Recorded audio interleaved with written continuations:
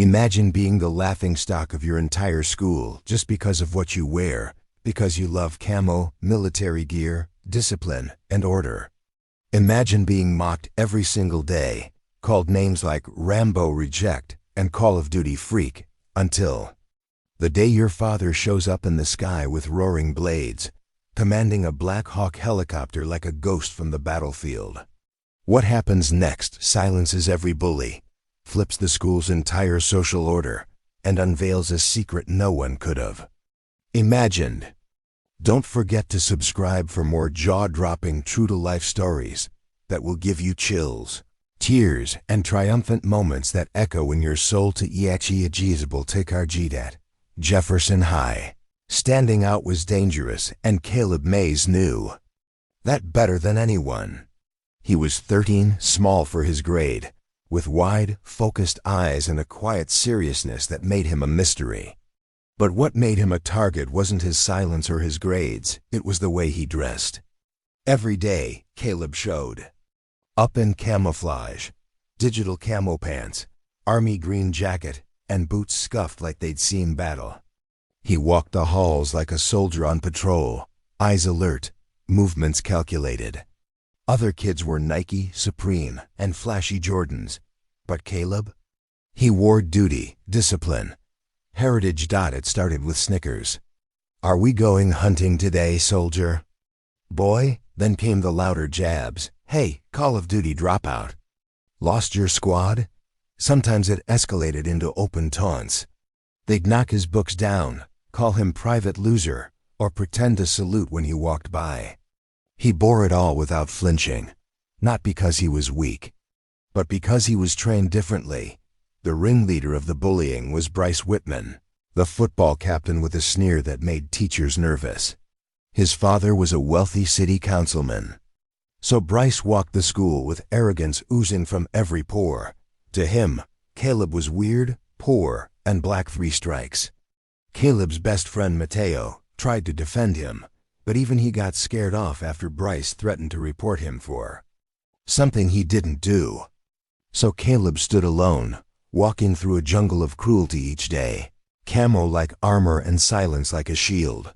What the school didn't know was that Caleb's camo wasn't a fashion choice. It was a tribute. His father, Major Solomon Mays, was a decorated Army helicopter pilot, classified missions, multiple tours, wounded in combat, and still standing. Caleb wore that camo because every thread reminded him of his father's strength. He wore it to feel closer, especially now that Solomon had been deployed for 6 months with no contact. Even Caleb's mother, Mariah, didn't know where he was. Only encrypted messages arrived few and far between. Still, every day, Caleb carried that unspoken promise that one day they'd all know the truth, that his silence wasn't weakness, that his father wasn't some deadbeat like Bryce implied, and that his camo meant things boiled over during Spirit Week. The theme on Wednesday was Dress Like Your Hero. Bryce came as his dad, wearing a fake suit and a campaign badge. Others came as athletes, movie stars, TikTok influencers. Caleb? He came dressed the same as always. Military-style boots, camo pants, tactical vest replica. This time, he wore his father's actual name patch on his chest. Mays. When he walked in, laughter exploded like grenades. Someone yelled, "Hey, look!" The school shooter showed up. It was Bryce. The teachers tried to ignore it, but that only encouraged him.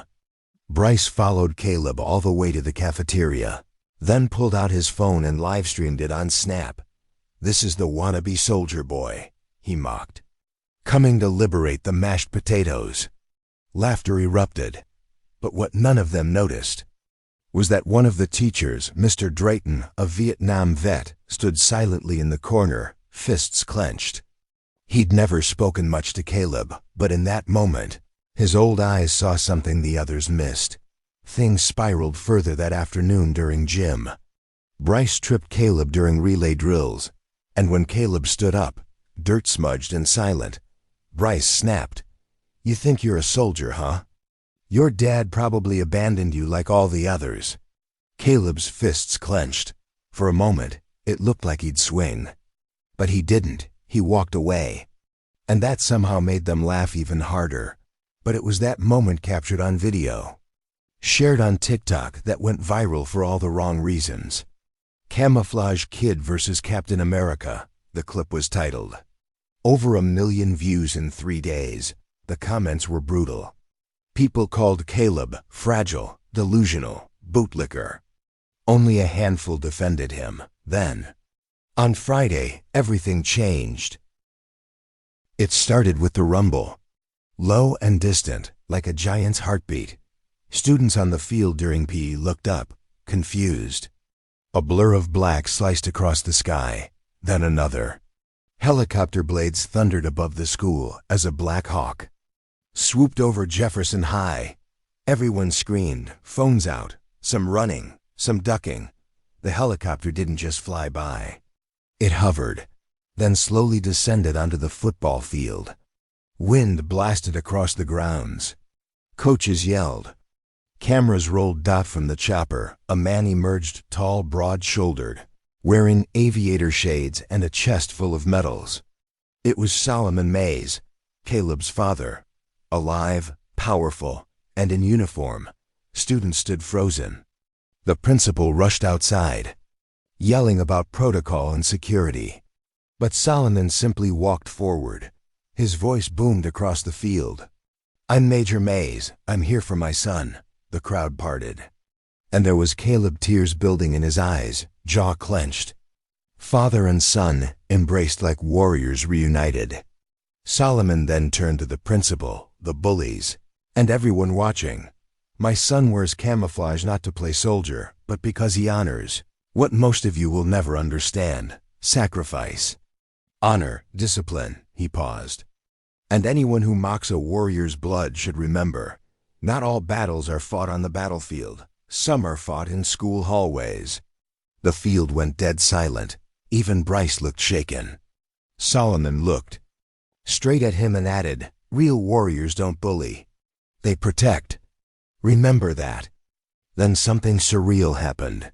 Mr. Drayton, the old vet teacher, stepped forward, saluted Major Mays, then turned to Caleb and saluted him too. Other veterans in the crowd, including parents, began clapping. One by one, students followed. Even those who mocked him joined in, awkwardly at first, then genuinely. The Monday after the Black Hawk moment, everything had changed. Caleb wasn't invisible anymore. He was a symbol. Veterans across the state started reaching out. Caleb was interviewed by local news. Then national media picked it up. Hashtags like hashtag CAMO Kid Hero and hashtag Black Hawk Son trended for days. Bryce tried to spin it. "I was just joking," he said, but no one was buying it. The school board quietly suspended him for harassment. His father's re-election campaign tanked, thanks to the viral exposure. Meanwhile, Solomon offered to host assemblies on anti-bullying, PTSD, and military values. Caleb stood beside him, stronger than ever. The camo stayed. But now, others started wearing it. 2 students of all races, genders, backgrounds. It became a movement. Not cosplay, not mockery, but respect. And then came the twist that stunned even Caleb.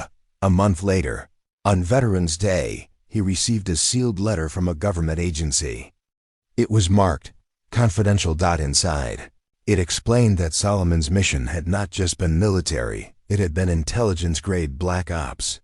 He'd risked his life to infiltrate a rogue cell that had ties to domestic threats. And thanks to his cover and success, he was being offered a national honor. One he declined, choosing instead to walk beside his son in peace. The government wanted to offer Caleb a full military scholarship for any future academy of his choice. They said he embodied something rare, courage without ego. Years later, Caleb would stand on stage as the first black youth in his state to receive the Youth Valor Medal for Civil Resilience. His speech was simple. "They laughed at me for wearing camo, but I didn't wear it to be seen. I wore it to remember. And now they see."